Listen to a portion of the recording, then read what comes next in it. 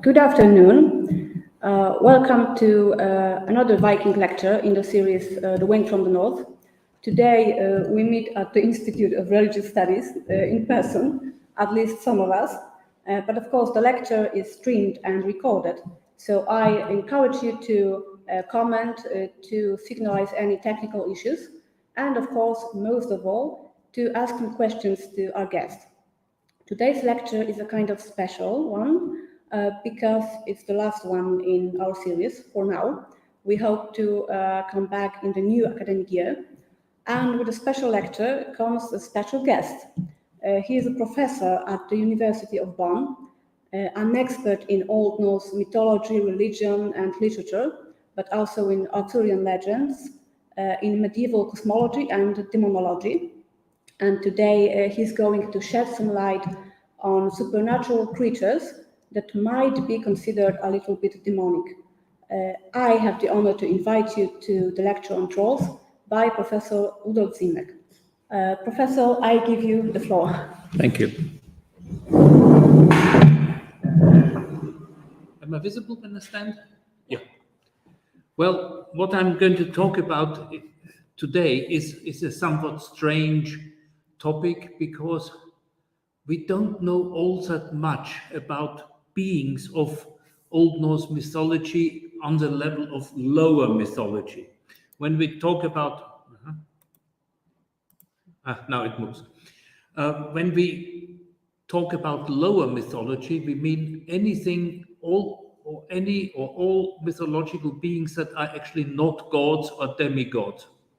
So we have, as you can see here, we have trolls and giants, and I'm talking about the much wider terminology of those in a moment.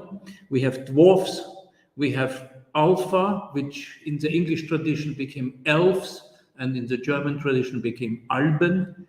Then we have Disir, which are female protective spirits of sorts.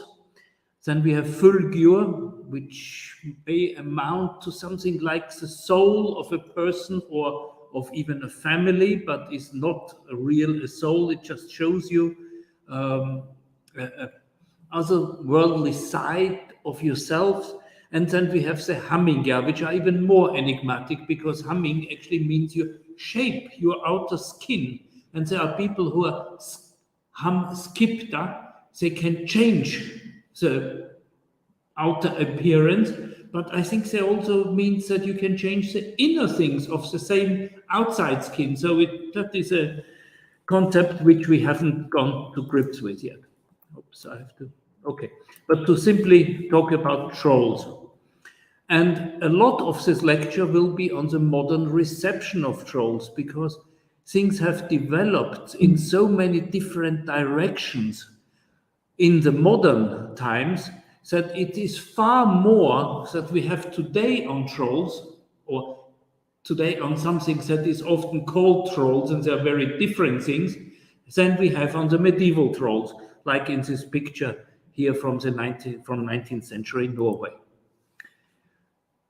So I'm limiting myself of all these lower mythology beings to the giants, and even there is not a clear division. We have at least 5 different words for giants, and they are not clearly divided from each other. The Jötnar are the giants of old mythology.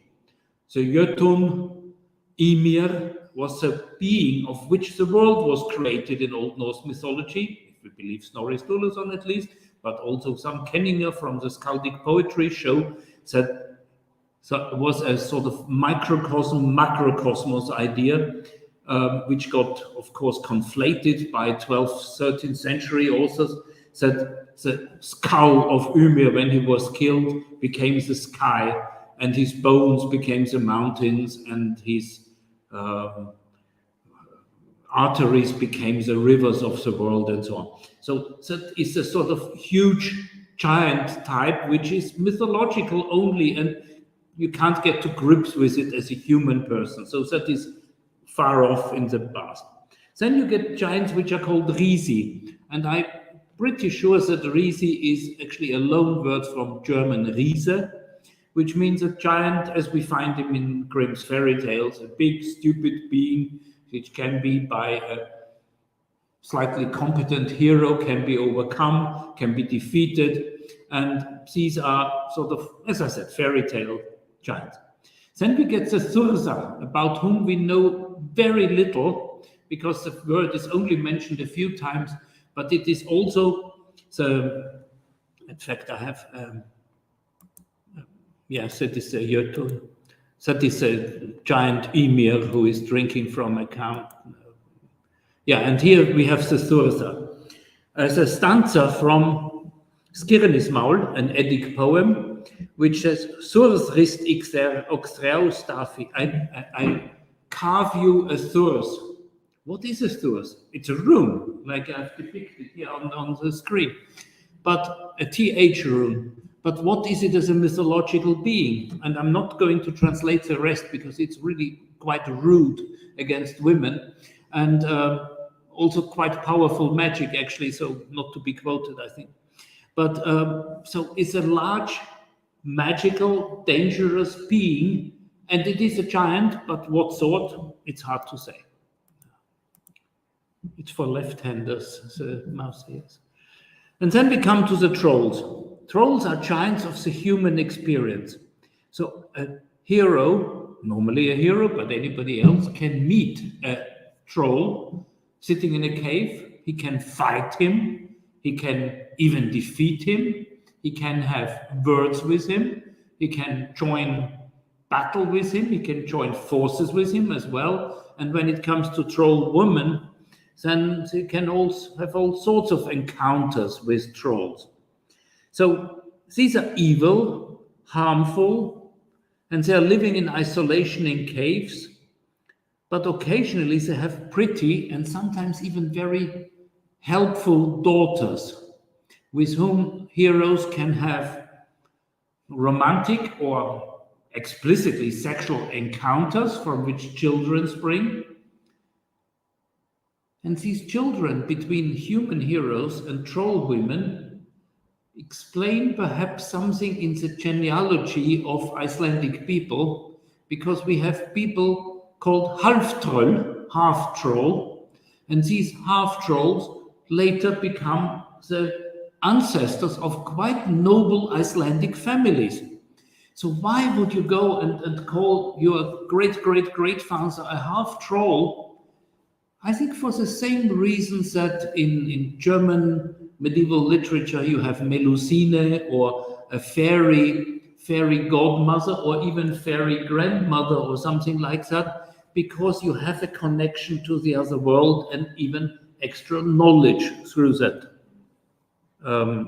connection to the other world. But trolls have very strange habits as well.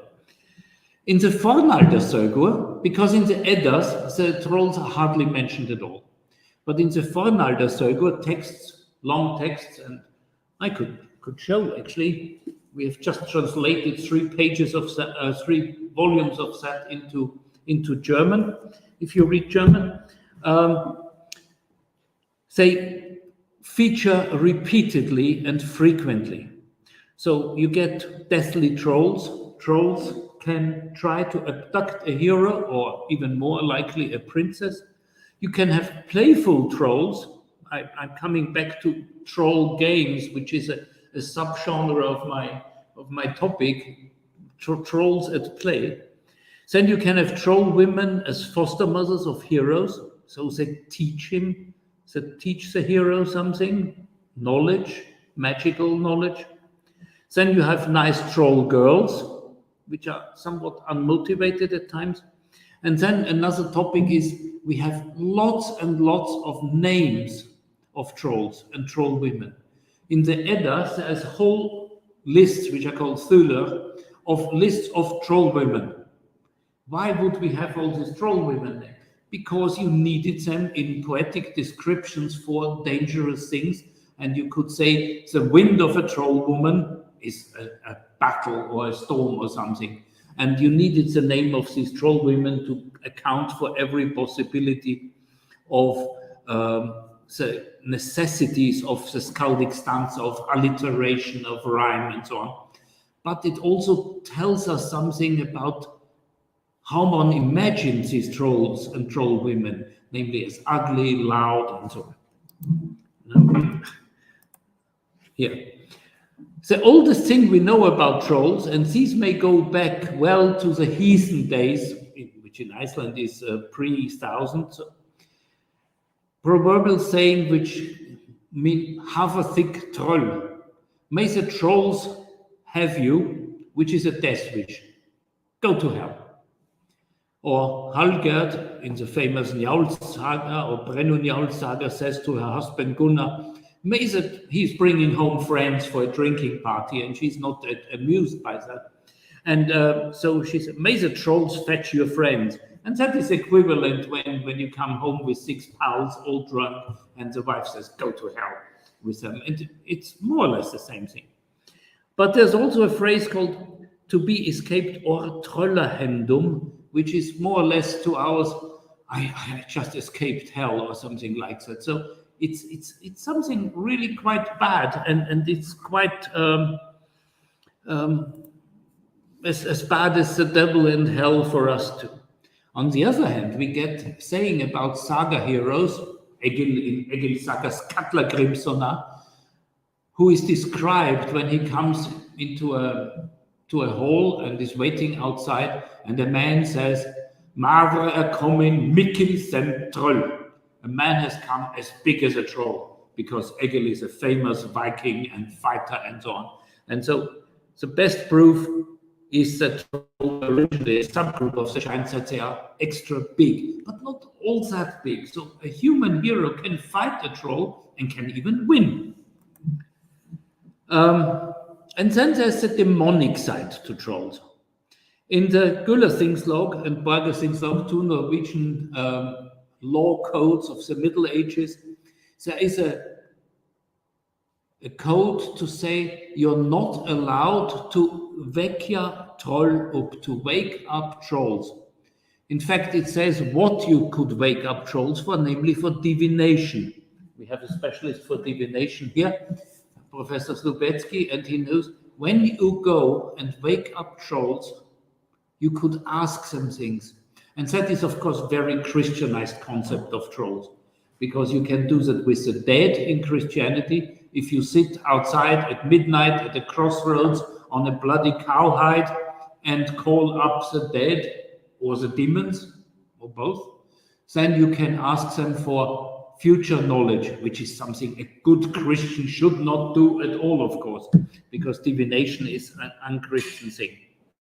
So it's forbidden in the Jarnsider, which is the Icelandic law codex of the late 13th century. You should even lose your life if you do that practice of calling up the trolls from the dead, sitting outside. So that is a clear reference to the demonic aspect.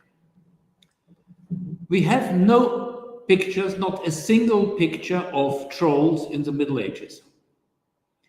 And when people interpret that stone in Sweden, it's not a rune stone, it's a picture stone, but it's an ensemble with other rune stones. In fact, it shows that some being, which is a woman, because of we can tell from the knot in her hair, is riding on a fabulous beast. And Snorri Sturluson in his Edda describes one scene, it's the only one where that is described. So the troll woman comes riding on a wolf using snakes as her halters for the wolf. And people have interpreted, and she's called Hyrokin. And people have interpreted the picture of a 9th, 10th century stone in Sweden as being the troll woman on a wolf. Now, I don't see any snakes apart from one. And secondly, whether that is really a wolf is most debatable. And I think it's a case of ekphrasis. Snorri may have seen a picture like that and decided that a troll woman riding on a wolf would about look like that. But I don't think we can book that as a picture of a troll or troll woman at all. Yes, that is that.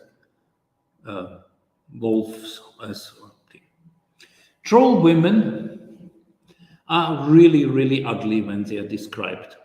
They're also dangerous, evil, and only occasionally and rarely they are also pretty, helpful, and sexually forthcoming or inviting even.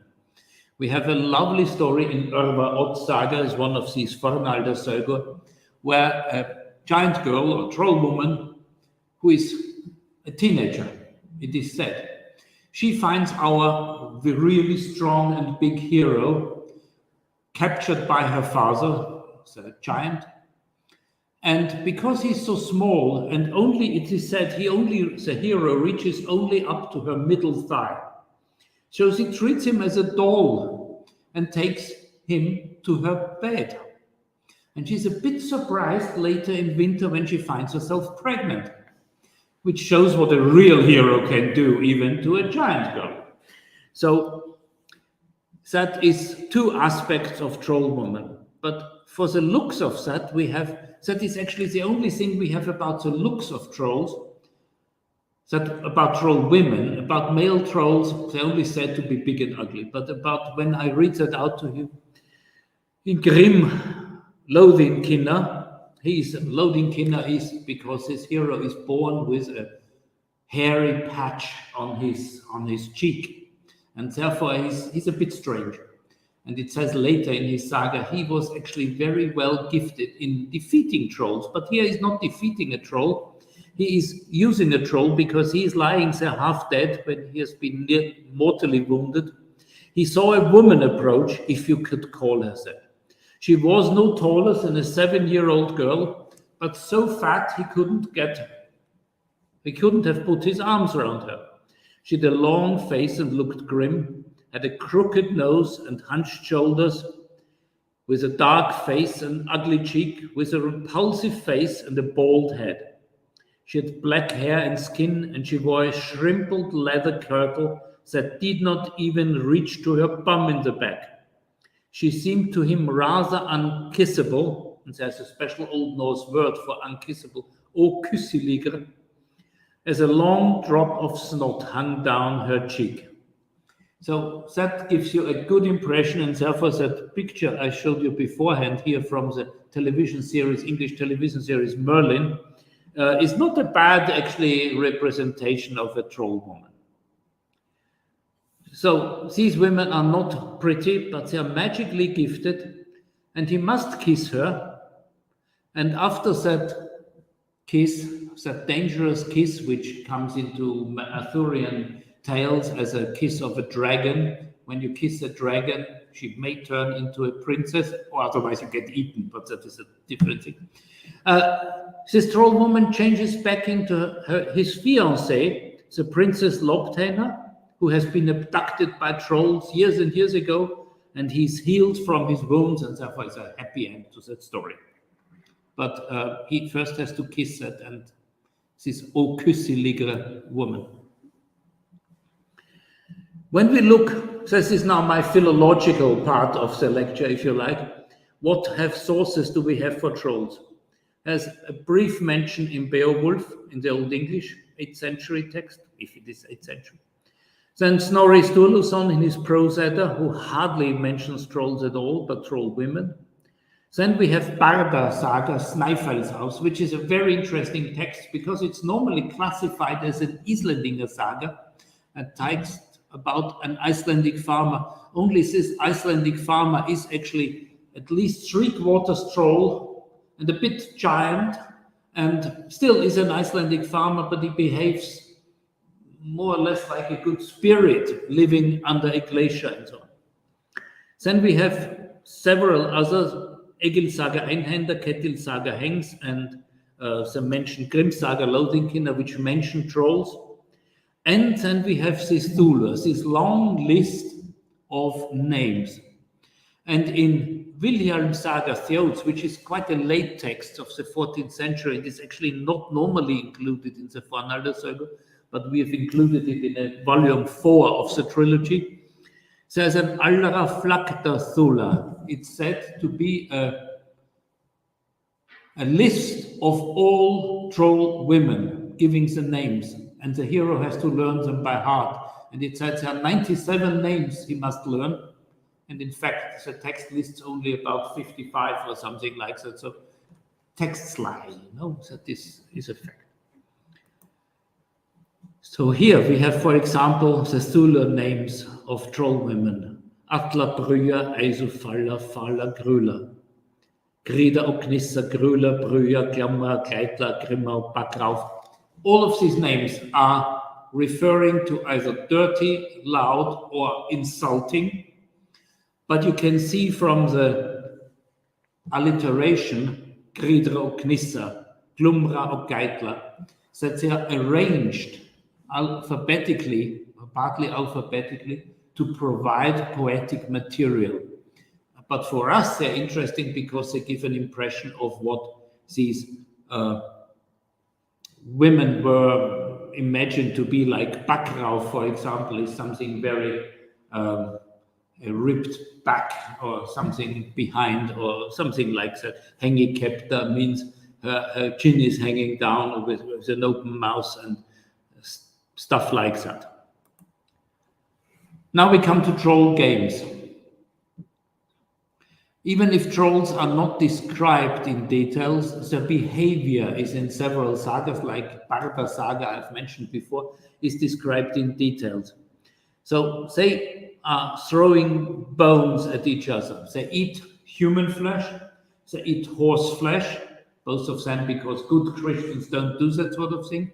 And when they eat partly raw horse meat, then when they have gnawed off the bones, they throw the bones at each other.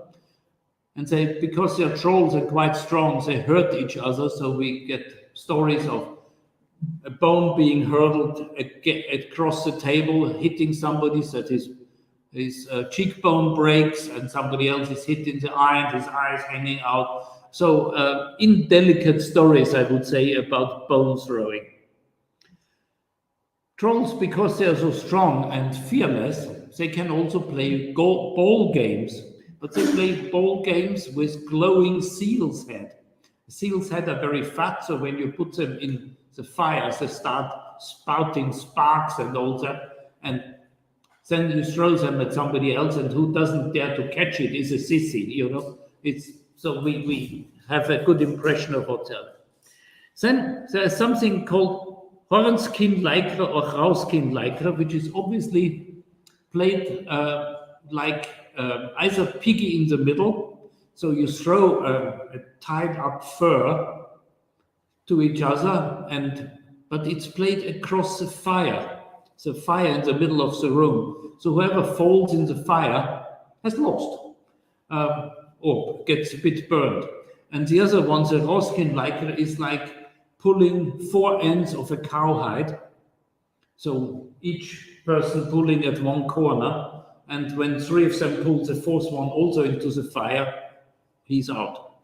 He's more than out, actually. And one of my favorite games is 2 old trolls are described in a cave, a male and a female one, and they sit over the fire and lean back and put their foot soles together. And then they have to bend forward, and he has a piercing in his nose, a hook, and she has a ring in her nose, like so many students today have. and he has to catch her ring in the nose. And that they have great fun doing that. So that is a game for geriatric trolls, I would say, because it describes that they're quite old. So that is more or less most of what we know about the medieval side of trolls, but the modern reception goes on for a long time, namely for the past 800 years, starting with those sagas, which have developed into several strands. And I'm talking about the two main strands of European troll reception. One is due to my colleague, or ex-colleague, of course, J.R.R. Tolkien, who in Lord of the Rings and also in his Hobbit mentions trolls. And I'm talking about it in a moment. And the second one is Tove Jansson, the Finland-Swedish author, who published first time and ever since going strong, the Moomin trolls, which you can see here on the screen. These little harmless creatures, more than harmless, I would even say, the Moomin trolls, which is a Swedish realization of that topic. Tolkien's trolls are not easy to identify because they develop on so much. He has first in the Hobbit, he has a concept of trolls that is mixed up with German fairy tale giants. When he talks about the three trolls, William, Tom, and Bert, which are turned into stone by Gandalf talking long enough with them so they turn into stone because the sun comes up, he obviously uses something from the Tapfere Schneiderlein by the Grimm's fairy tales. And the trick of somebody turned into stone stems from the Eddic poems, but it's not a giant or a troll. In the Eddic poems, the only place where we have somebody turning into stone, it's a dwarf. So Tolkien has a hybrid concept. It's on the one hand, it's a bit like giants from German fairy tales. He calls them trolls, and the story is actually about a dwarf. So he's mixing them up, but that's in the Hobbit. Later on, his trolls become far fiercer and more dangerous. Even at the end of the Hobbit, when he talks about the mountains in which Smaug lives, trolls come down into he talks about the dark times coming up, and the trolls are coming more and they're getting more and more. So for him, then the trolls become something far more dangerous than at the beginning of the Hobbit. So he develops on. And his vague concept gave Peter Jackson in the films plenty of freedom, and he could make these monstrous creatures out of them, which you find in New Zealand, even as a monument to trolls in Wellington, which it's more a monument to Peter Jackson, actually, than to Tolkien. But trolls feature. And he also made, you can see Peter Jackson approved here. So what is a troll? A troll is a creature here is more than 3 meters high, as opposed to a normal human, which is in the middle left here, which he puts at 1752 millimeters average. Even I would feature as a human there, not a troll. So you can see that there's a lot of freedom, and that goes for all of the other modern troll concepts as well. Because we know so little in medieval literature, there's a lot for modern authors, artists, and so they can do with them. That is a troll in Peter Jackson. And Tolkien's trolls, as I said, I can jump that because he's not very specific, and he hasn't got many mentions either. In Peter Jackson and Tolkien's, or Peter Jackson's realizations of Tolkien's trolls, it is a bit problematic because trolls are not only developed sort of physically and by their medieval concepts, but also because he suddenly goes a totally different way with them. And in Lord of the Rings, Volume 2, Ents are these tree creatures. He says, trolls are only counterfeits. fakes, made by the enemy in the great darkness, in mockery of ents, as orcs were of elves.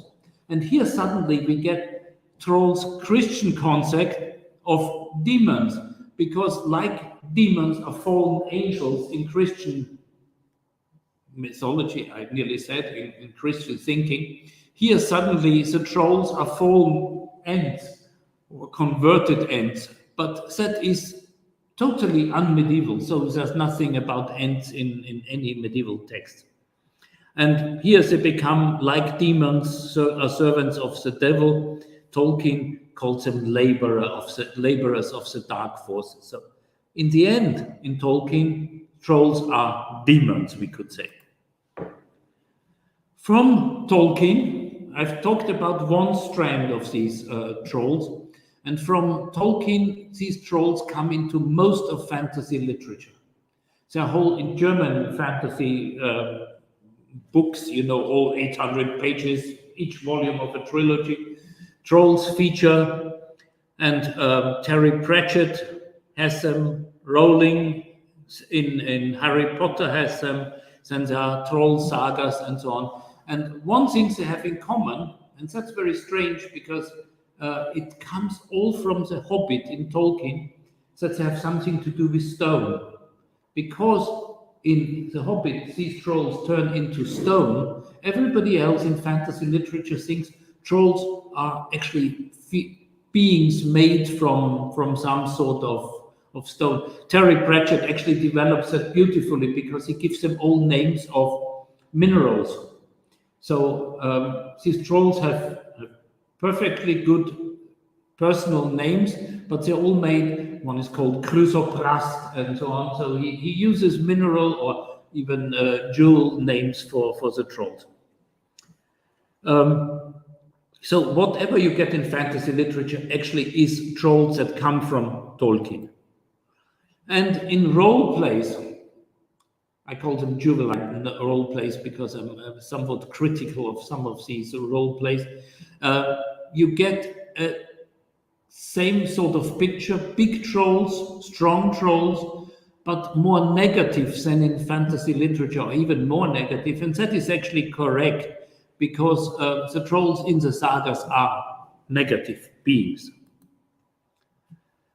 Tolkien's troll concept can be really criticized as well, because Tolkien has one side which is in his books is totally missing. In the sagas, trolls are also funny creatures.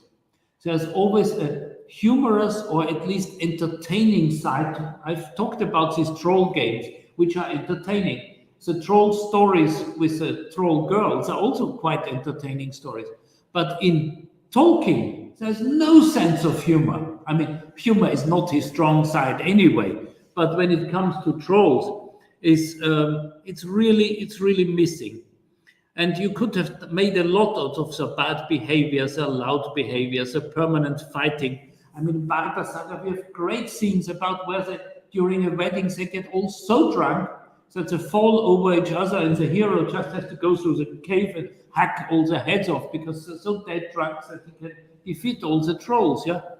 And then the brutal troll games and the stories of abductions and torturers. Some of these torture stories of women are actually quite sadistic in a way, but to a medieval audience, I think they were meant to be at least slightly amusing. And that amusing side is, as I said, apart from the story with the three troll giants in The Hobbit, is totally missing it. Here we have a question. It's called Der kleine Troll, which is the original title, as you can see. It was written by a Viennese Jewess during the Second World War, but only published in Vienna in 1981.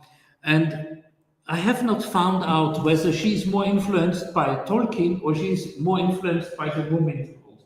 But it's sort of both. You can see there's one big creature and one little creature, but they're both trolls with her. So she's in between those traditions.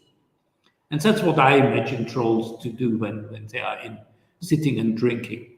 Maybe the glasses are not quite right. I think the Danish artist here got a bit carried away with pint glasses of beer instead of horns or something. So the second strand of reception in the 20th century is obviously quite different. So the big one in the middle is actually the troll, not the one on the left. The one on the left is me. But in Norway, when you go on holiday to Norway, you meet trolls everywhere, at least what they call trolls. That is a shop window somewhere on the way north in the tourist centers of middle Norway. They are trolls, but they're called trolls. So why are they called trolls? Or you get skiing trolls, you get motorbiking trolls, you get smoking trolls. I don't know why. Well, I try to work out why they're called trolls. When you land with the ferry, like on the Lofoten Islands here on the left, you get a troll in a fur coat. On the North Cape, you get this really disgusting being here in dungarees. It's also called a troll because the Norwegians are very proud of the trolls. Why is another matter. And here is a distinction between the two, between the second strand. I have sort of strand A and strand B. First, on the left, there's my Norwegian, what I call commerce trolls. Those I've just shown you, which are sold as little figures that you can put on your mantelpiece or on your desk. Disgusting as they are, why would anybody put an ugly being like that on his desk or on his mantelpiece? I don't know. But that is Norwegian commerce troll, and they sell thousands of them. On the other hand, like on the right here, you get these Swedish children books trolls. They're also called trolls. And they come from the Moomin trolls. So my hypothesis is that the second group, namely those Norwegian commerce trolls and the Swedish children books, belong together. And they originate from each other. The Norwegian commerce troll only turn up in the very late 70s or early 80s of the 20th century, whilst the small children's books trolls already turn up in 1945. The only exception to that rule is here that trolls in book illustrations are already present in the late 19th and early 20th century, but that is a different matter, and I shall show you some examples, namely these here. Theodor Kittelsen, who illustrated in the late 19th century Norwegian fairy tales, and these fairy tales feature trolls which are quite different from the medieval trolls, but they have one thing in common: they are dangerous and they are big with the medieval troll. And these fairy tale trolls can be quite ironized. On the left-hand side, you get a dangerous looking one, but on the right-hand side, this troll who breaks through the wood and breaks down trees. But what is he carrying? He's carrying a Norwegian cake box, because every Norwegian family has one of these wooden cake boxes when you take a cake to a wedding, and everybody has to bring a cake to a wedding. This troll is obviously on the way to a wedding. So even there you find some irony which goes with the medieval side of these trolls. And then Johann Bauer, who is actually a Bavarian, but he lived in Sweden and died unfortunately quite young, and died in a ship accident. He illustrated also children's stories, and he published a whole book of them, among Tomte and Troll. And he made the trolls in between sort of these fairy tale trolls of Norway and gypsies. You can see how they are decorated in their way. And so that is a new concept of trolls, but it's relatively attractive, and it's also beautiful. Here, for example, you have a little boy coming to an old troll woman, and these troll women are not too far from the medieval side. Even Bauer did not read medieval sagas. On the other hand, we get these backwoods Swedish trolls. These are my pet hates, I can say. Rolf Littberg, who died in 2005, first published these books about the little trolls living in the, they're all very sweet, they're all very kind to each other, they live good, happy lives, like Swedish people would like to live in the back of the wood in a red wooden painted house, and it's nothing to do with trolls whatsoever. I can get really annoyed. The trolls go fishing, yes. The grandpa troll shows the little troll. What is trollish about them? Yes, they have pointed ears and a tail, but that is the only thing. We don't hear about tails in the medieval texts, by the way. We don't hear about pointed ears either, but so that is a modern invention. And even Rolf Littberg had imitators. This is Max Hardell, who was a TV journalist, actually, but who started also to write children's books in the same. You can see the style is very different. And here's these trolls. I don't know what is trollish about them, actually, apart from that they're Swedish backwood farmers burning black alcohol in somewhere in the woods. But it's quite untrollish. But these trolls are actually more influenced not by medieval trolls, but the fairy, not fairy tale, well, it's folklore figure, I would say, of tomtar, which are gnomes in Norway, which are associated with winter and Christmas. They are sort of a wintry type of Heinzelmännchen, which we get in Germany, and which are helpful spirits. And these tomters, they sit, and it's a römmekreut, tum, tum, tum, tum. And these figures are Christmassy spirits, I would say. Trolls? No, not really. Now to Tove Jansson with her Moomin trolls. Finlandssvensk, so Finland Swedish. And she started in 1945 with this Småtroll. And in 1954, the Moomins even started as a comic strip in English. So she got a very wide audience, and therefore her idea of trolls, these Moomin trolls, spread all over the world, not just to Scandinavia like most other trolls. So on the left-hand side, you find that original drawing, and you see these trolls are not trolls in what I've described. So they are little sweet beings, but the exciting thing is Tove Jansson was also the first translator and illustrator of Tolkien into Swedish, and there you can see that suddenly the Hobbit turns into one of her Moomin trolls, and that must have influenced people, at least in Scandinavia, in these early editions, thinking trolls in Tolkien are also sort of Moomin trolls, if you like. And I think she's also influenced by Tove Jansson as well. Now, on that strand of sweet little trolls in children's books, we get a huge tradition. In my book on trolls, I have a whole section just on modern children's books which use trolls. And the positive connotation is there now. I told you in the Middle Ages, trolls may have you, means go to hell. And now suddenly we have trolls that are sweet and touching and kind. I love that one, by the way. I must say that it's from a children's book called Trolls Are Born in Darkness. And it's a troll that is actually a tiny troll, of course, who's very afraid. We have here children's fantasies. We get a blending of this troll woman from the middle text and from Norwegian fairy tale Huldre, which are luring women in the woods, which lure away men into the other world, and that blend into modern stories as well. So you get male fantasies here as well.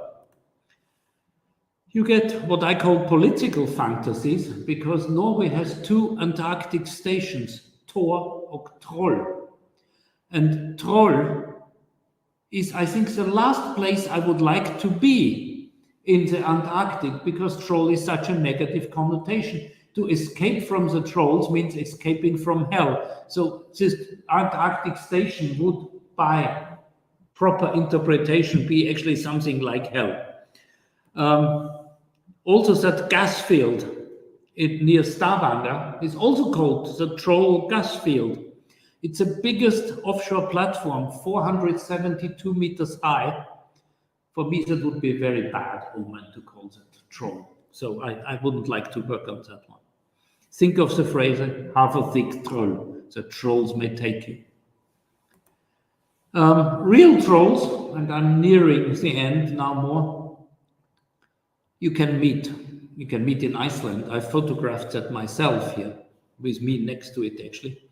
But they are made out of stone, and that again is that tradition which comes from Tolkien. That was only built in the 1990s by a Norwegian artist standing on the road to Snæfellsnes, and it's a sign that trolls are playing a role there. But there's a new trend in cinema in Scandinavia since 2010, where trolls feature in films. 2010 saw the coming of Troll Hunter, which is actually a great film. And the trolls are the trolls of Norwegian fairy tales of the 19th and 18th century. Big creatures that live in the woods and are very dangerous. There's some good fantasy behind it, because, for example, the troll hunter is a government official who is meant to keep the trolls at bay, so people don't know about trolls. And you know, the big overland electric wires you find all over the mountains in Norway as well, like everywhere else. They're not really electric energy strands. They are electric fences to keep the trolls in, you know. So that's what they are for. So there's some good humor in that as well. And then there's the last Norwegian troll, which is a short film made by a Polish-Norwegian filmmaker, Piotr Zabegin. And it's really a sweet film about what trolls do when they die. And they die sleeping in the water, and what looks out the backbones becomes the skerries you find in all the fjords, you know, low, washed over rocks and so. So it's a sad but very nice film. Then you get more male fantasy in the film Tale, where a troll woman, of course, seduces a man in the woods, and I like her tale, I mean, can't say what you like. And then they get the English series Merlin, where you get the troll woman, who is actually, like in the saga, she's really a princess, but was turned into a troll woman. And then the latest edition is, I don't know if you have seen it, is a Swedish film Gräns. In English it's called Border, in German it's called Grenze. 2018, where you finally are shown how trolls make children, I would say. It's two trolls that meet, and that it's not by chance that this troll woman is actually a policewoman working at the border customs, because she can smell fear and she can smell illegal behavior. So she's a pretty good troll, but she meets her match, so to speak. And it also shows that when troll children are replaced in cradles, that's what in German called Wechselbalg. I don't know what's it in Norway. Children that are exchanged, you know? Changelings. Changelings in English, yes, that's right. Thank you very much. This changeling, and you get a changeling here because the trolls put their own babies into the cradle and eat the other ones up, or sell them to someone. And then you get, of course, from the strand of what I've just said, and the Norwegian commerce trolls, you get these commercial things. These are trolls, for example, down here on the Eventyrkjeks, on adventure biscuits in Norway. So that little children are made acquainted with trolls, which are sweet and small, and you get even big trolls in a poster about Norwegian. You get, again, male and female fantasies here about Norway as a holiday country, the poster is for. And then you get the worst thing of them all. You get the damtroll. This is a Danish invention of the 1980s. And those are called trolls. Why ever?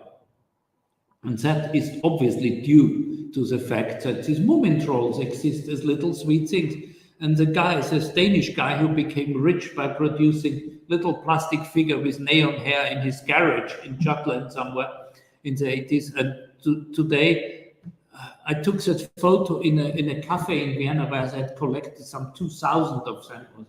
Horrible stuff. Here, for example, Anyway, that is the bitter end to the troll story, and I think the trolls have not deserved that. But thank you very much for your time and patience with me. Thank you, and watch out for trolls, of course.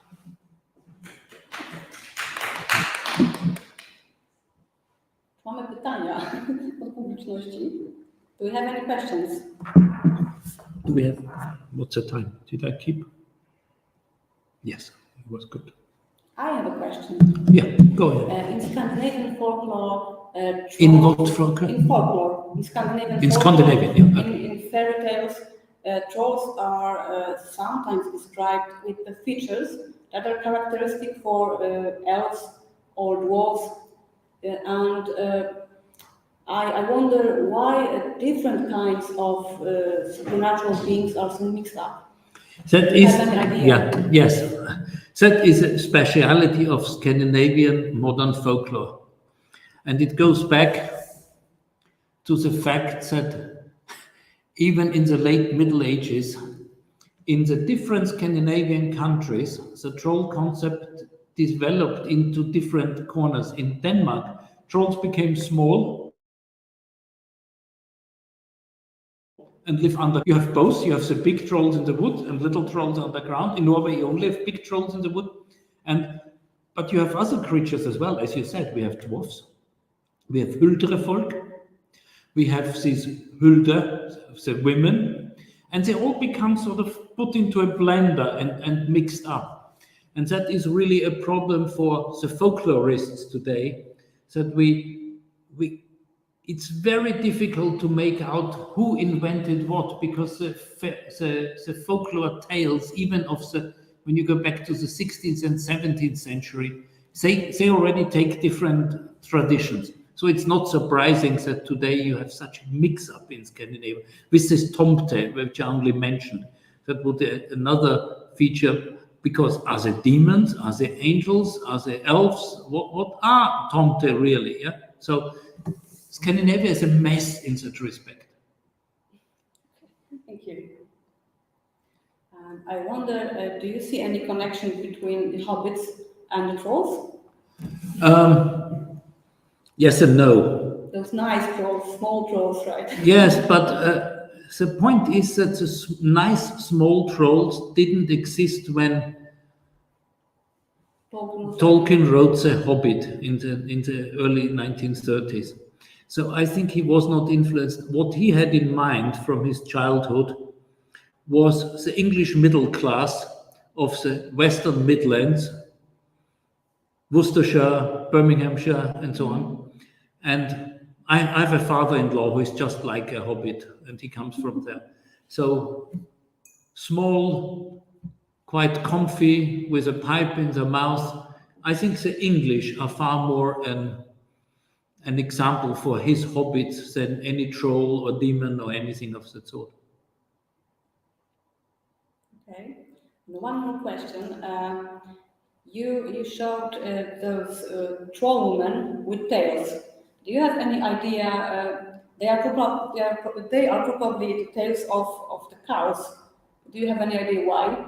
I think it's the devil's tails. Okay. The demons in all my. I'm just writing a book on demons. There's a sort of move on from trolls and all demons in the Middle Ages and the devil always have a tail which is actually mostly a cow's tail, not a horse tail or something of that sort, or a fox tail would also be possible. No, it's a cow's tail. I don't know why, but that is what is shown. And I think when you put that, is a demonization of trolls in the late Middle Ages and early modern times that originates in that cow tail. Okay. Thank you very much. Any questions from the students? No, No, we don't have any questions. It seems that it's all for now. So I can end the transmission. Thank you very much. Thank you.